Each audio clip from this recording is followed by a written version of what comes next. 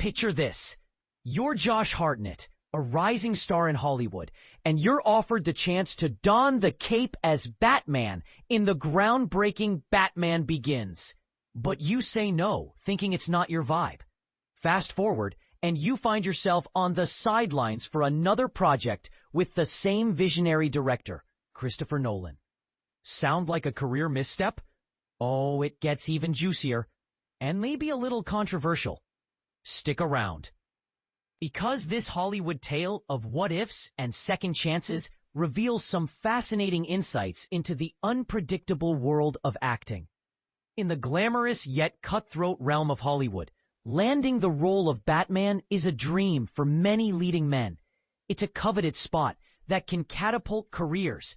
But the movie industry is packed with talented actors who came close, only to see the gig go to someone else.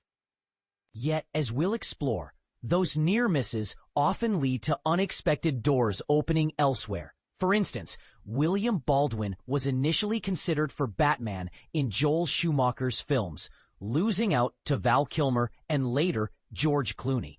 But he bounced back by voicing the Caped Crusader in the animated Justice League Crisis on Two Earths. Similarly, Nicholas Hoult was the second choice after Robert Pattinson for the Batman, yet he stepped into the shoes of Lex Luthor in Superman instead. And don't forget Cillian Murphy.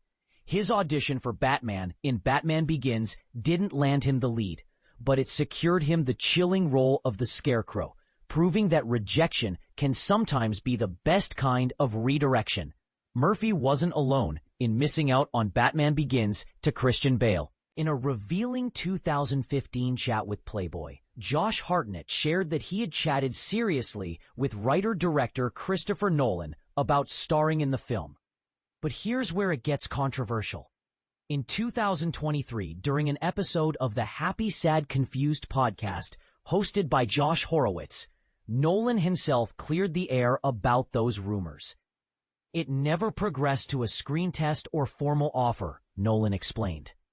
I saw Hartnett as a promising young actor whose work intrigued me. We had a preliminary discussion, but he was more drawn to my brother Jonathan's script for The Prestige and expressed greater enthusiasm for that project. Hartnett confirmed this in a 2023 interview with The Independent, emphasizing that his hesitation stemmed from avoiding the superhero genre entirely. He didn't want to risk being pigeonholed in that box. Think of it as an actor steering clear of one-hit wonder territory, like how some musicians avoid certain styles to maintain versatility. Hartnett was all about collaborating with Nolan, whom he admired deeply as a filmmaker. I adored Chris's style and desperately wanted to work with him, he recalled. I figured honesty might win me a spot in The Prestige if I passed on the superhero stuff. And this is the part most people miss.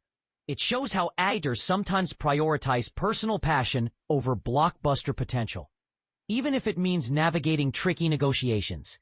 But fate had other plans. Nolan, it seems, opted to reunite with Bale, the man who just embodied Batman in Batman Begins, casting him as one of the leads in The Prestige. To add a twist, Hartnett's girlfriend at the time, Scarlett Johansson, landed a role in the film while he remained out in the cold. In that same Playboy interview, Hartnett reflected on the lesson learned. People don't take kindly to hearing that. Now, suggesting Nolan harbored a grudge against Hartnett for turning down Batman, deliberately excluding him from The Prestige, is just speculation. It's intriguing to ponder, though. Did this choice create lasting tension, or was it simply a director making pragmatic decisions? Interestingly, Nolan eventually extended an olive branch, casting Hartnett in his 2023 epic Oppenheimer as physicist Ernest Lawrence. So, if any resentment lingered, it clearly didn't last forever. What drew Hartnett to The Prestige over Batman Begins? Let's break it down for clarity, especially for those new to film analysis. The Prestige is a sophisticated period drama set in Victorian-era England, centered on two competitive stage magicians, Robert Angier, played by Hugh Jackman, and Alfred Borden, Christian Bale. Their rivalry spirals into obsession, costing them everything: relationships, happiness, even lives. It's a character-driven story, rich with themes of illusion, identity, and sacrifice, often called a prestige picture, because it prioritizes artistic depth over commercial spectacle. In contrast, Batman Begins is a high-octane blockbuster, packed with action, special effects, and superhero lore, designed to thrill massive audiences. Sure, The Prestige ended up featuring two actors from superhero backgrounds, Bale and Jackman, but Nolan has insisted that didn't influence his vision. It was all about the narrative fit. Casting Bale in The Prestige instead of Hartnett probably boiled down to practical reasons more than payback. Nolan had already directed Bale in Batman Begins, so he knew their chemistry and Bale's ability to handle complex roles. Borden is a multifaceted character who, spoiler alert, turns out to be a pair of identical twins living a dual life, much like Bruce Wayne's secret Batman identity. It made sense to leverage that familiarity. Hartnett, in his Playboy interview, admitted he hadn't fully grasped the networking opportunities that a big role like Batman could afford. That's when I saw how bonds form during those intense shoots.